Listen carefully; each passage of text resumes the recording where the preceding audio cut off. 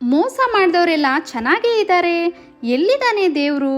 ಒಳ್ಳೆತನಕ್ಕೆ ಬೆಲೆ ಅನ್ನೋದೇ ಇಲ್ವಾ? ಅಥವಾ ನಮ್ಮ ನಿಜವಾದ ಪ್ರೀತಿಗೆ ಬೆಲೆ ಅನ್ನೋದೇ ಇಲ್ವಾ ಅನ್ನೋರು ಈ ಮಾತನ್ನು ನೀವು ಅರ್ಥ ಮಾಡ್ಕೋಬೇಕಾಗುತ್ತೆ.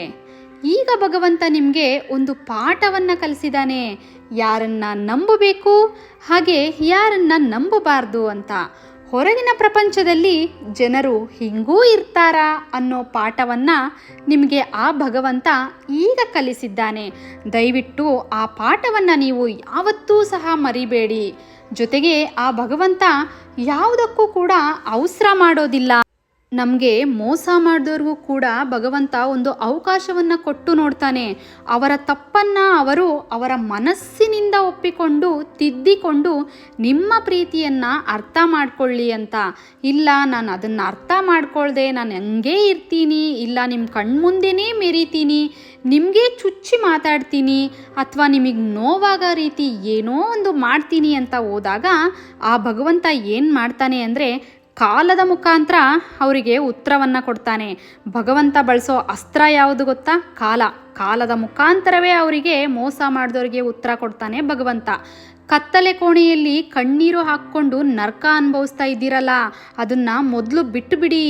ಮೋಸ ಮಾಡಿದ ಯಾರನ್ನೂ ದೇವರು ಬಿಡೋದಿಲ್ಲ, ನಿಮ್ಮ ಕಣ್ಮುಂದೆನೇ ಅವರು ಅನುಭವಿಸ್ತಾರೆ. ನಿನ್ನಲ್ಲಿ ನಿಯತ್ತು ಅನ್ನೋದಿದೆ ಅಂದರೆ ನೀವು ಅವ್ರ ಕಷ್ಟಕ್ಕೆ ಆಗಿದ್ದೀರಾ.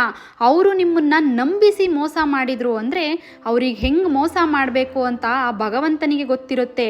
ನಾವು ನೀವು ಕೊಡೋ ಶಿಕ್ಷೆ ಇದೆಯಲ್ಲ ಅದು ತಾತ್ಕಾಲಿಕ ಕಣ್ರಿ.